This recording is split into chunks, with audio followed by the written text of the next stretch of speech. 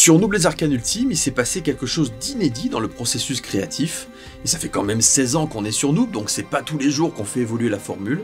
Eh bien, ce coup-ci, ce n'est pas moi qui ai fait 100% des effets spéciaux. Il y avait un passage en particulier où j'ai fait appel à quelqu'un avec des compétences au-delà des miennes, bien au-delà puisque c'est son métier. Mais paradoxalement, c'est pas le budget qui fait que j'ai fait appel à quelqu'un pour les effets spéciaux. Le budget a rendu ça possible, mais la raison de cet appel, c'est avant tout un besoin artistique. Alors, à partir de là, vers la caméra, je vais spoiler notamment le climax et le dénouement du film, donc si vous n'avez pas vu Noob les Arcanes Ultimes, allez le voir, et ensuite revenez sur ce bonus. Donc, pour ceux qui ont vu le film, c'est assez facile d'identifier ce passage où j'avais besoin d'un glow-up en effets spéciaux, c'est le moment de la transformation avec le pouvoir des Arcanes Ultimes, c'est-à-dire la classe divine éphémère que Gaïa déploie au milieu du film, au climax du film, et où elle se transforme, et là je voulais qu'il y ait un moment marquant. Vraiment, ça faisait partie des moments que j'avais imaginés avant même d'écrire le scénario du film. Je voulais à un moment donné, quand je faisais les saisons 9, 10 et 11, quand je fais en sorte que Gaïa travaille son mental avec Cruellor, qu'elle essaye justement de corriger le fait qu'elle s'enfuit à chaque fois qu'il y a du danger, je voulais que tout ça aboutisse à un moment donné à un passage où elle prendrait enfin ses responsabilités, elle irait au-devant du danger, et elle serait officiellement reconnue par toute sa guilde comme étant leur leader. Et c'est pour ça que j'avais mis de côté le fameux cri Coalition Destruction. Gaïa, si vous regardez bien Noob, elle ne l'a jamais prononcé de toute la série, parce que j'attendais à un moment précis, le moment où Gaïa, pour la première fois, allait être respectée et reconnue par l'ensemble de sa guilde comme étant le véritable leader de la guilde Roxor et peut-être même de toute la coalition. En plus de ça, il y a la symbolique de la transformation avec le stuff de Phénix, qui est l'emblème de la coalition. Donc il y a plein de symboles qui se succèdent à ce moment-là.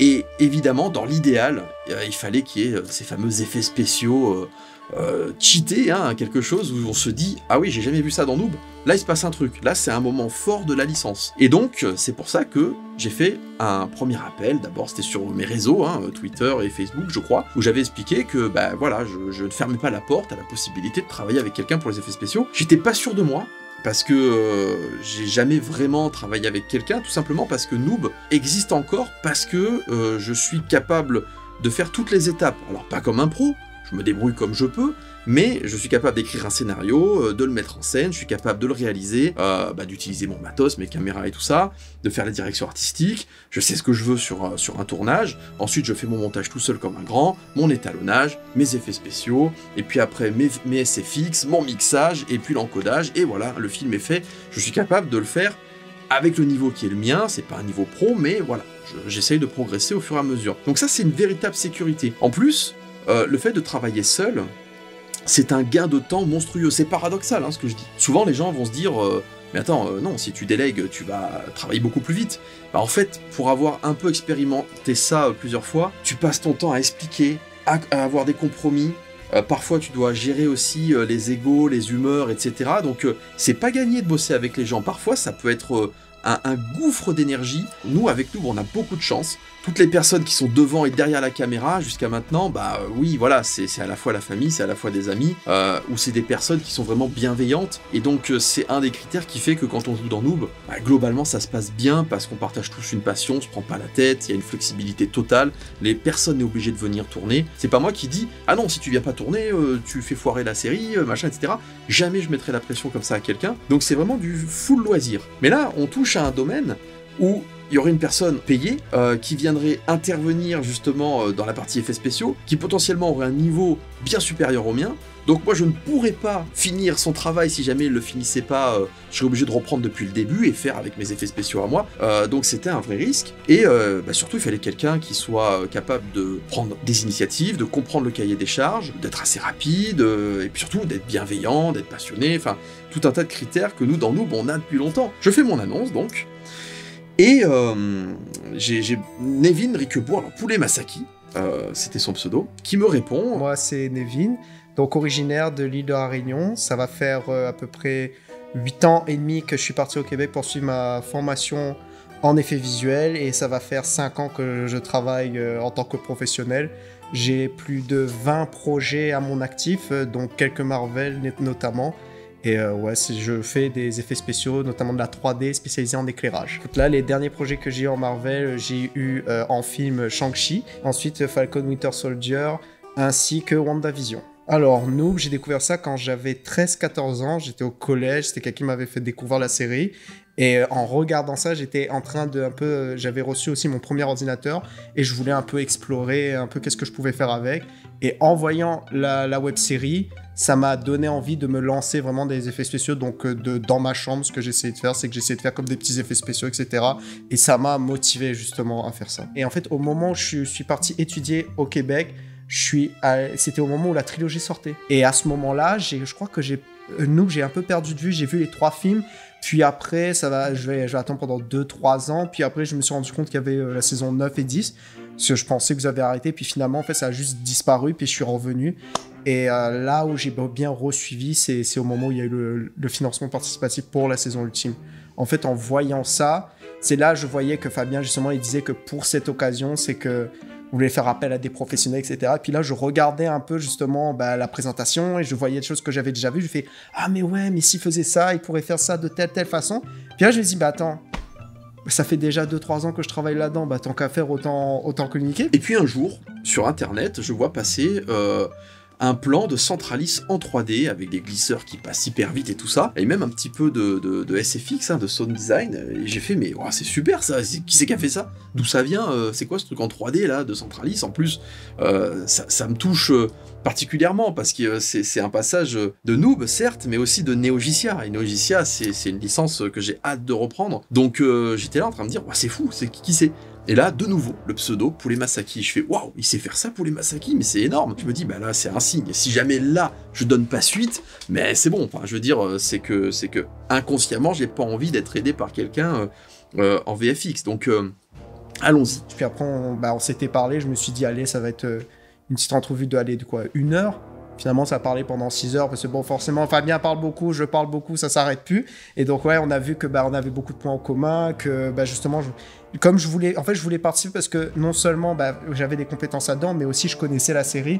Donc, pour moi, c'était comme une façon de concrétiser un peu tout ce que j'ai fait toutes ces années, de pouvoir contribuer sur un projet de cœur comme ça. Donc, ouais, non, c'est comme ça que ça s'est fait, en fait. Et j'ai tout de suite accroché, hyper bienveillant, hyper intéressant, hyper sympa. Enfin, j'ai que des superlatifs positifs à dire sur Nevin. Et donc, on s'est dit, ok, bien, on bosse ensemble, c'est génial. Donc, sur le principe, c'était bon. Alors, j'ai pas précisé une chose, Nevin habite au Québec. Donc on s'est posé la question, comment on fait pour travailler ensemble de manière efficace? On sait très bien que pour la post-prod, il n'y a pas besoin que la personne elle soit dans les locaux avec moi. Ça sert à rien, parce que moi je travaille ici. Je travaille pas dans les locaux d'Olydri, sinon j'avancerai pas, parce que toutes les 2 secondes, vous savez, c'est un open space. Sachant que mes horaires de travail, c'est principalement la nuit, donc je vais pas aller me paumer dans les locaux d'Olydri tout seul, il y a personne qui a travaillé avec moi. Donc le distanciel, c'est très bien. Alors on s'est demandé, qu'est-ce qu'on va pouvoir utiliser comme logiciel? Et là, Nevin m'a conseillé Frame.io, donc c'est un logiciel qui appartient à Adobe, et c'était juste trop bien. Donc Olydri a pris en charge les 2 abonnements, parce qu'il fallait un abonnement par tête, et on a pu s'échanger comme ça des terras et des terras de données. Alors le processus a été le suivant, je fais le montage entièrement de la scène, ensuite j'ai envoyé ce montage-là, et Nevin a commencé un petit peu à bosser sur ça. Ce qu'on fait, c'est qu'on oublie le C-Log, je fais l'étalonnage maintenant, c'est-à-dire un étalonnage pas trop énervé, quelque chose qui laisse quand même la place aux effets spéciaux, et cet étalonnage, ensuite je lui ai envoyé, et là il a bossé sur cette vidéo quasiment terminée d'un point de vue montage et étalo.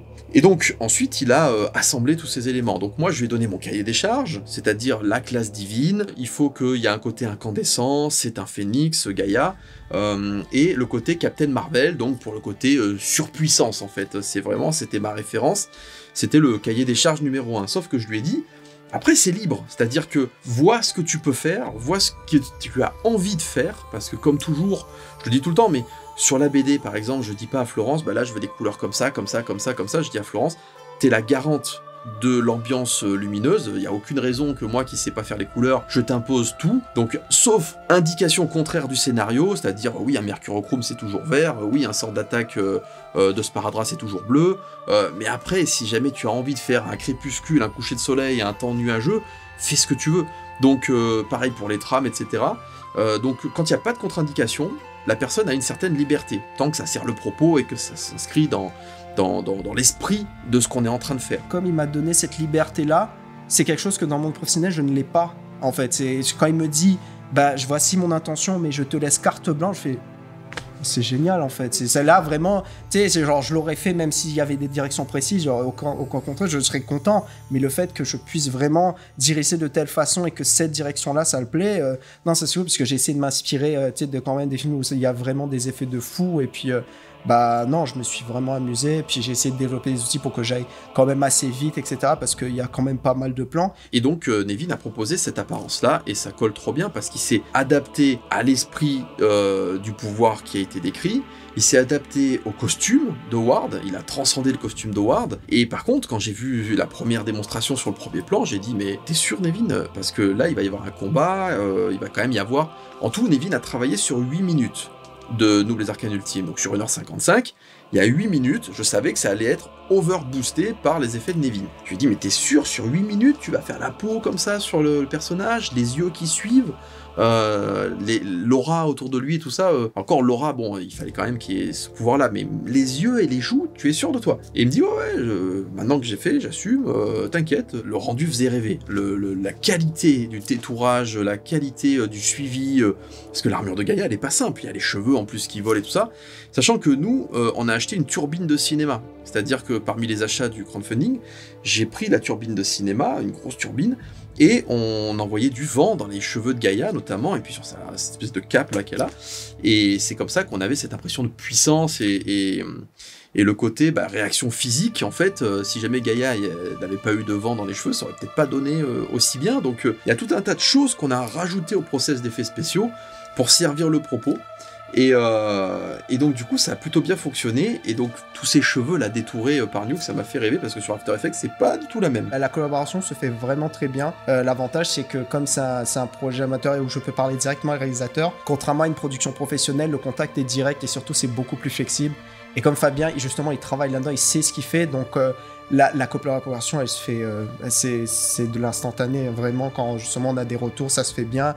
Puis là, de ce que je vois, pour l'instant, Fabien est très content de ce que je fais, parce qu'il y avait quand même une petite pression, parce que, tu sais, quand c'est un projet où c'est avec quelqu'un que tu apprécies depuis longtemps, forcément, oui, je viens en tant que professionnel, mais quand je parle, c'est le gamin de 14 ans qui est en train de courir comme ça dans sa tête en mode qu'il est content, tu vois, mais en même temps, tu vois, j'essaie de faire en sorte que ça fonctionne, là, mais pour l'instant, ça fonctionne super bien. Mais de mon côté, moi, je travaille avec DaVinci Resolve et Nuke, parce que c'est le standard de l'industrie, justement, pour les effets visuels et pour la gestion de couleurs, c'est ce qu'il me fallait, parce que là, mon but, c'est que moi, je ne dérange pas le workflow habituel de Fabien, parce que, justement, c'est la première fois qu'il délègue ça. Je sais que ça peut être quelque chose quand c'est un projet, ça fait plus de 25 ans que tu travailles là-dedans et tu te dis, c'est ton bébé, tu vois, tu donnes ça à quelqu'un. Déjà c'est un honneur qu'il me fasse confiance là-dessus. Puis ensuite, il arrive et je travaille là-dessus et au moins, comme c'est asynchrone, c'est très fluide en fait. Il peut travailler dans son coin, je travaille dans mon coin. Puis ensuite, grâce à Frémaillon, on s'envoie justement les révisions, les plans. Et c'est à partir de ça, on se fait des échanges, des fois on se rappelle, etc. Et puis... fait des petites vidéos asynchrones pour donner nos retours et puis ça se passe super bien. En fait, ce qui est bien justement quand on est une petite équipe comme ça, c'est qu'on peut plus facilement expérimenter. Lorsqu'on a une équipe de plus de 50 personnes, forcément on a des process bien précis à suivre. Donc là, on a une plus grosse flexibilité. Nevin s'y est tenu, il a fait cet effet des Arcanes Ultimes pour les deux personnages tout le long, et ça rend hyper bien. Comme quoi, le fait de se dire, ok, j'ai un peu de budget, je peux recruter quelqu'un qui est plus fort que moi, quelqu'un dont c'est le métier, dans un domaine donné, donc là c'était les effets spéciaux.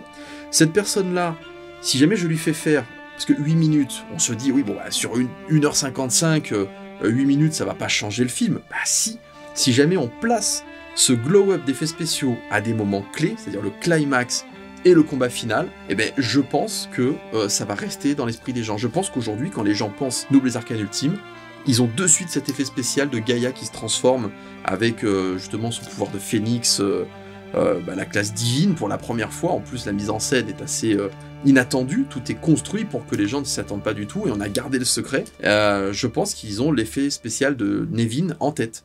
Enfin, en tout cas, moi, quand je pense Noob les Arcanes Ultimes, je pense à ce personnage-là de Gaïa avec la classe divine. Donc, il n'y a pas besoin, honnêtement, d'avoir des effets spéciaux de fou furieux tout le long du film, en vrai. Il suffit de le mettre à des moments clés, et Nevin a super bien réussi à transcender Nobles Arcanes Ultime. Je pense que ces effets resteront dans l'esprit de la communauté pour toujours. Je pense que ça fait partie des moments majeurs de la licence Noob depuis qu'on a commencé. Il n'y a quasiment pas eu de retouches. Je lui ai demandé juste 2 choses. Je lui avais demandé, en fait, d'enlever le côté stroboscopique, c'est-à-dire quand les personnages se transformaient, il avait mis un effet, en fait, il y avait des risques d'épilepsie un petit peu, c'est-à-dire que ça faisait un effet stroboscopique qui nuisait à la lisibilité de l'effet.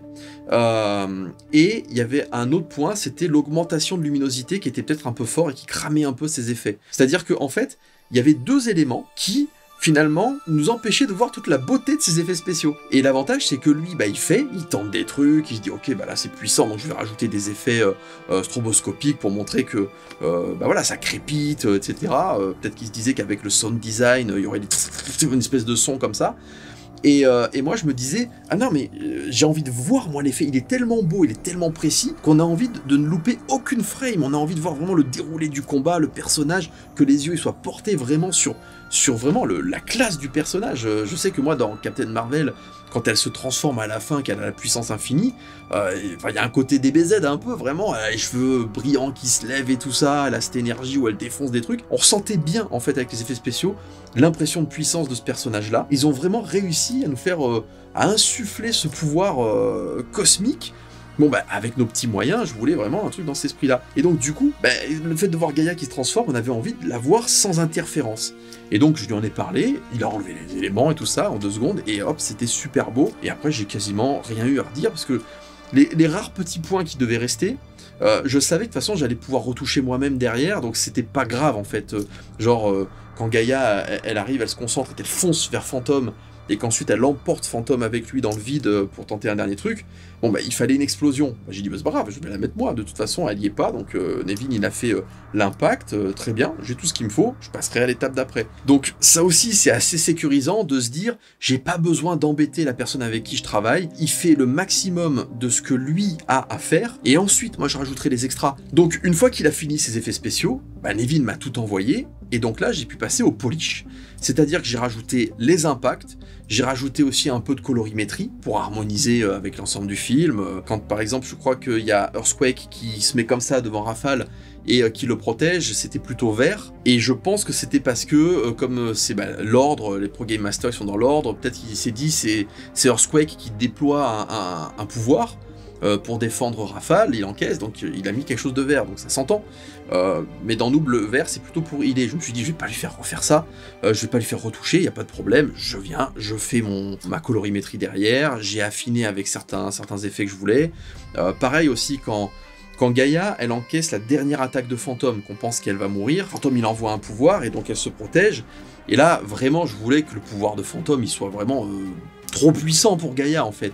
Donc du coup, Nevin a fait sa partie, il a fait les effets, il a fait la foudre qui percute un petit peu le bouclier de Gaïa. Et moi j'ai dit, ok, maintenant je rajoute ma vision, je termine ma vision, parce que l'idée c'est toujours pareil. Nevin, c'est pas une photocopieuse, au même titre que Philippe et Florence, quand ils font les BD, c'est pas des photocopieuses. Je dois pas, en fait, les pousser à arriver exactement à ma vision. Eux, ils vont jusqu'au bout de leur vision, et c'est à moi de m'adapter, en fait, pour que je puisse compléter le tableau. Donc là, ce que j'ai fait, c'est que j'ai rajouté cette aura d'énergie qui passe autour de Gaïa, qui est surpuissante. Pareil pour le bouclier de Saphir, j'ai fait le bouclier comme je l'entendais, et donc ensuite lui, Nevin, a fait les impacts sur le bouclier, et ensuite je repassais derrière pour marier tout ça avec justement des filtres, avec aussi quand le hit, en fait, hit distorsion, ça vous parlera pas, mais c'est comme cette espèce de, quand il y a la chaleur et que l'atmosphère se déforme, vous savez les réacteurs d'un avion là, c'est tellement chaud que ça fait un truc déformé. Ça c'est un effet qui est pas mal qu'on peut mettre et qui permet de mélanger un peu les pouvoirs et donner un effet de chaleur, donc j'en ai rajouté un petit peu. Le seul truc je pense où on aurait peut-être dû s'accorder, c'est qu'il aurait fallu peut-être que je demande à Nevin de ne pas mettre de tremblement. Comme ça moi j'avais une image stable, et j'aurais pu rajouter des effets encore supplémentaires. Par exemple, quand le Phénix envoie sa boule de feu et impacte Fantôme, comme l'image tremblait déjà, et qu'on était vraiment trop près du Grand Rex, du coup j'ai dit tant pis, je vais pas faire le sol. Non, je vais faire le sol qui se pétait sous les pieds de Fantôme, avec les fissures, des morceaux de pierre qui partaient en l'air, etc. Et comme ça tremblait déjà, je pouvais pas le faire, c'était un peu compliqué. Donc du coup, je pense si on doit affiner quelque chose la prochaine fois, je pense qu'on mettra pas les impacts. Les impacts, ça sera en toute fin. Il y aura les effets spéciaux qui sont faits. Moi, je repasserai derrière. Peut-être Nevin repassera encore derrière. Moi, je mettrai le polish final. Et après, on mettra donc les impacts. Et là, enfin, les tremblements, pardon. Et ça permettra d'avoir quelque chose avec un process plus fluide. Il y a toujours des choses à améliorer. Et donc, voilà, je me le note pour plus tard. Hein, comme ça, si je revois la vidéo, je me dirai, ah oui, ne pas oublier ça. Mais en tout cas, je trouve que ça a été une très belle synergie. Donc, j'avais très peur par rapport à ce que je disais au début. Collaborer avec quelqu'un, ça peut être compliqué. Avec Nevin, ça a été limpide, ça a été génial en fait, de bout en bout, ça a été passionnant. Chaque mail que je recevais de Nevin, j'étais content, ça me mettait de bonne humeur. Je me disais, ah, je vais voir des nouvelles choses. Je savais qu'il était toujours bienveillant, toujours passionné. Donc c'est vraiment un échange que j'ai adoré. Et moi, ce que je trouve qui est bien différent des tournages professionnels que j'ai pu voir, c'est la joie de vivre sur le tournage. En fait, je ressens que même si on sait qu'il y a des deadlines derrière, parce que c'est tout bête, c'est parce que justement, en étant avec Fabien en train de bosser sur les effets visuels, je sais que derrière, on a des livrables à envoyer, mais de voir que c'est quand même toujours la bonne ambiance, ça rigole toujours. Je vois que tout le monde est très bien accueilli, j'ai eu juste une super expérience, tout le monde était très sympa, et puis même juste cette ambiance esprit familial, ça fait du bien, vraiment, c'est ça que j'ai beaucoup apprécié, c'est ça que j'ai remarqué. Et non, en termes d'organisation, franchement, ça s'est super bien passé. Et puis même, on a pu faire tous les plans en temps et en heure, franchement. Et avec tout ce monde-là, c'était pas gagné, hein, mais franchement, là-dessus, non, franchement, vous avez bien joué. Franchement, j'ai apprécié. Il y a même eu un extra avec Nevin, ça c'était pas dans le devis. C'est quelque chose qu'il a fait de lui-même. Déjà, quand il est venu à Toulon, il a vu, en fait, dans mon armoire, qu'il y avait les statues de la trilogie. Et il s'est dit, mais c'est bien ça, on pourrait s'en servir pour les incruster dans le film. Alors moi j'avais déjà prévu de les incruster, mais moi j'avais prévu de les incruster comme je sais faire, c'est-à-dire prendre une photo de chaque statue, les placer, les détourer, et puis ensuite faire en sorte qu'elles soient le mieux intégrées possible dans le décor, et puis voilà, enfin quelque chose dans mes cordes. Et Nevin il a dit, mais non, mais moi je peux te faire de la photogrammétrie. Je faisais quoi la photogrammétrie? Il me dit, on va prendre plein de photos de la statue, et ça va créer un modèle 3D. Donc du coup j'ai fait ok, j'ai sorti mon petit plateau qui tourne, là j'ai un plateau pour présenter les articles PGM Stuff par exemple. On a mis chaque statue, puis il a mitraillé une première fois, et donc il les a pris sous plusieurs angles, à 360 degrés, ok, très bien, et plein de photos, hein, vraiment, ça a dû remplir sa carte d'appareil photo. Et puis ensuite, il a modélisé chez lui, et on a fait une première incrustation, donc dans 2 plans, c'est-à-dire le plan où il y a la guilde Rush qui vient, qui regarde la falaise, et donc il voit les statues, ça rappelle un petit peu le jeu vidéo. Et donc, l'autre plan, c'est le dernier plan du film, d'ailleurs, c'est celui où les noobs, ils font du noob, hein, ils aggro la moitié de la map monde, enfin, ils n'arrivent pas à se coordonner, et l'idée, c'est qu'au premier plan, ils sont avec leur reroll, ils font leurs bêtises, et en arrière-plan, il y a les statues de la trilogie, ça fait écho à l'arc narratif d'Arthéon Fargos, aux jeux vidéo, etc. Donc du coup, on avait cette dimension transmédia et univers étendu, c'était assez symbolique de finir là-dessus. Et donc Nevin a fait quelque chose de bien plus intégré que mes photos, il a fait quelque chose vraiment avec du relief, avec aussi un tracking pour pouvoir suivre les statues, et donc c'était beaucoup mieux incrusté, et c'était super bien. Sauf qu'après, il a parlé avec Gaïa, parce qu'un jour, en fait, au début, avant même de passer par Fanat pour le générique de début, j'avais hésité en me disant, et si on faisait un truc à la Arcane, avec les statues, que j'achète, vous savez, des espèces d'objectifs hyper longs qui permettent de filmer en macro. Donc, du coup, je me suis dit, peut-être qu'on peut tenter un truc, je sais pas, à expérimenter. Mais j'étais pas trop sûr de moi. Et finalement, ça s'est pas fait, et puis bon, c'est passé à la trappe. Sauf que Gaïa, elle en a parlé avec Nevin. J'étais pas au courant, hein, mais ils en ont parlé, tout ça. J'ai fait, bon, ok. Et puis, comme Nevin a fait la photogrammétrie, il s'est dit, ah non, j'ai envie de tester, je vais voir si ça rend bien. Et puis un jour, Nevin débarque avec un ending comme ça, super bien fait. Et je fais, waouh, c'est super beau. Enfin, c'est incroyable et tout, merci, enfin, c'est fou et tout, il était là, ouais, je voulais le faire et tout ça. Le seul problème, c'est que les photos qu'il avait prises, ça avait fait une photogrammétrie incomplète. Et donc, on avait Sparadrap qui avait la tronche un peu défoncée, certains détails qui manquaient et tout ça. Je me suis dit, c'est trop dommage, en vrai, c'est trop dommage. Je me suis dit, tant pis. J'ai pris mon appareil photo derrière, j'ai tout installé sur ma terrasse, j'ai tout refait. J'ai attendu que le soleil se couche, mais pas totalement, c'est-à-dire qu'il n'y ait pas de lumière directe sur les statues, qu'il n'y ait pas de lumière cassante, mais qu'il y ait encore une lumière ambiante diffuse. J'ai pris mes statues, c'était la course contre la montre avant que la lumière baisse trop, et j'ai pris 1 milliard de photos, vraiment, j'ai fait mode rafale, et c'était Je lui ai donné, je sais pas combien de photos, enfin, il avait de quoi faire. Et du coup, il m'a dit, bah super, avec cette matière-là, du coup, je vais pouvoir refaire la photogrammétrie. Et là, on a le générique qu'on connaît, avec quelque chose de plus précis, avec les visages récupérés. Et j'étais hyper content parce que ça rend super bien. Du coup, dans Nouvelles Arcanes Ultime, il y a le générique en pixel art que Fanat a fait, et après j'ai mis celui-là qui est le générique de fin des techniciens en quelque sorte, ceux qui ont fait la musique, les effets spéciaux, les openings, les éléments 3D, parce que oui, ça je l'ai pas dit, mais Nevin, la ville en 3D de Centralis qu'il a fait, c'est un travail d'équipe, c'est-à-dire qu'on a Yttrium de la guilde Edera, enfin d'abord on a Ash le Farmer qui avait modélisé certains éléments de Centralis, on a Yttrium de la guilde Edera qui a modélisé beaucoup d'éléments en 3D lui aussi, notamment le réceptron. Vous savez, le réceptron qu'on a dans Noob, les Arcanes Ultimes, c'est un vrai élément de Neogicia. Et c'est de l'impression 3D créée par Yttrium, donc qui a permis d'avoir des accessoires tirés de notre univers, hyper bien fait, parce que c'est de l'impression 3D, et donc il a fait ça, et également, il a donné à donc Nevin les éléments 3D qui lui ont permis de faire la ville de Centralis, et donc de l'animer, et d'avoir ce rendu hyper fidèle. Donc c'est vraiment un travail d'équipe, et c'est vraiment... je suis super fier, parce que ça rend très bien, et c'est plein de gens passionnés qui ont mis leur empreinte dans Noob, et donc c'est comme ça qu'on a eu ce générique de fin, qui était un bonus, qui était pas dans le devis, et là c'est vraiment Nevin qui l'a offert à la communauté, et juste merci. Et pour finir ce making-of sur les effets spéciaux, il y a eu, quand j'ai fini le projet, j'étais quasiment à la fin, je me suis dit, mais attends, mais il n'y a pas la tour Galamadri à Bouillac de tout le film, il n'y a pas la tour, et c'est quand même un élément important, donc c'est dommage. Honnêtement, ça serait bien que la tour y soit. Donc je me dis, bon, comment je peux faire? La tour, elle a été redesignée entièrement par Fanatpack dans le cadre de l'encyclopédie, donc maintenant on a un design officiel.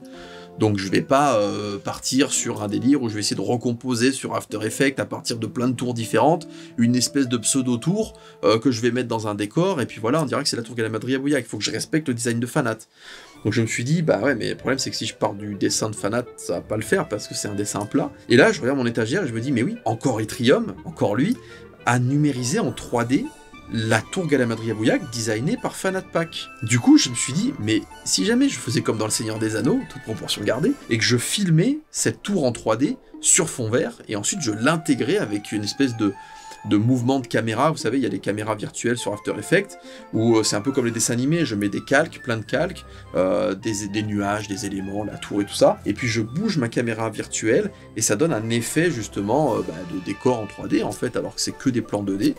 Donc je me suis dit, je vais peut-être faire un effet comme ça, on va voir ce que ça donne. Donc là, je me rappelle, je fais, ok, il faut un fond vert, un fond vert. Puis je me dis, ah mais oui, j'ai cette espèce de vieux tapis de souris là que j'avais jamais ouvert, Elgato, un tapis de souris vert, je sais même pas pourquoi j'avais acheté ça.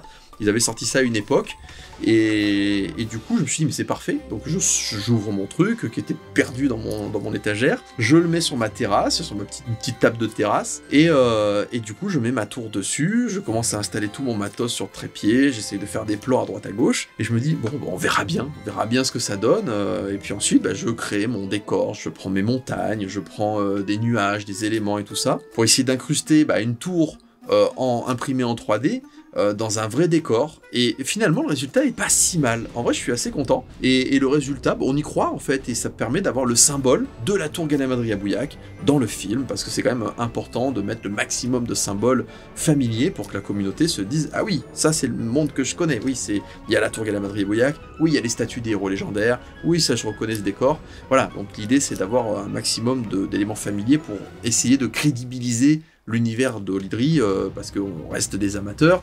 Enfin, quand je dis amateur, les gens n'aiment pas que je dise amateur parce que ça, on a du budget, on a des compétences indé. Mais quand je dis amateur, c'est parce qu'en fait on vient du monde du film amateur. On a commencé avec le concours de film amateur du cartooniste, et on n'a jamais changé notre formule. C'est toujours les mêmes copains, c'est toujours les toutes petites équipes techniques où on est 2-3 maximum, et encore sur les Arcanes Ultimes il m'est arrivé d'être tout seul, avec juste la caméra posée sur un trépied à part, que je déplace entre les plans, je filme tout seul.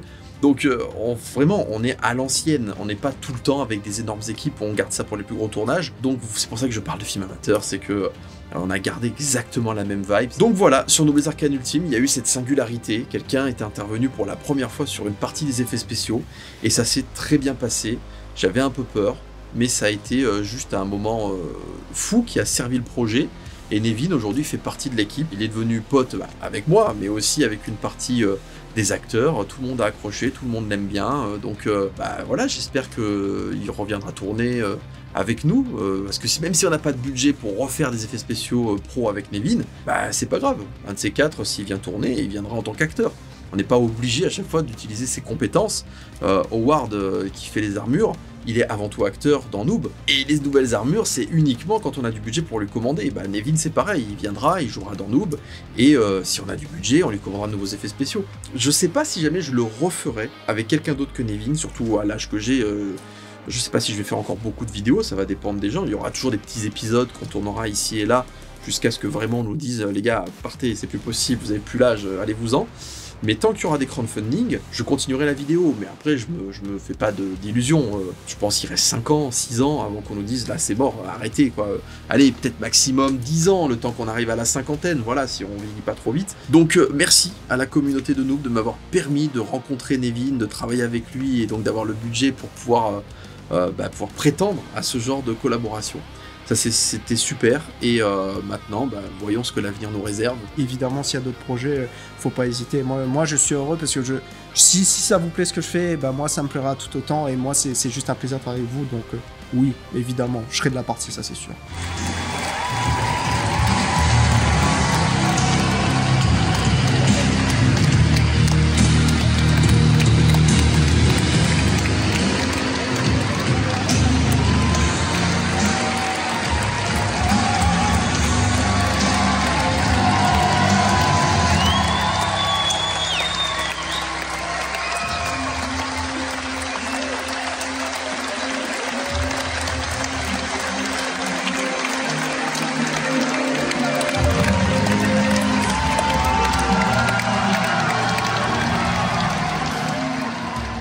Salut, petit bout de vidéo éphémère pour vous rappeler qu'actuellement il y a le crowdfunding de Warp Zone Rebirth, notre nouveau crowdfunding sur Ulule. N'hésitez pas, le lien est sous la vidéo. Vous savez que pour pouvoir faire des vidéos comme les Arcanes Ultimes, il n'y a que le crowdfunding. C'est le seul modèle économique aujourd'hui qui peut nous permettre de continuer de faire ce genre de projet. Donc si vous avez envie de nous donner un petit coup de main et de nous permettre de continuer encore une année de plus, n'hésitez pas à aller voir ce projet de crowdfunding sur Ulule, Warp Zone Rebirth. Allez, je vous dis à très bientôt.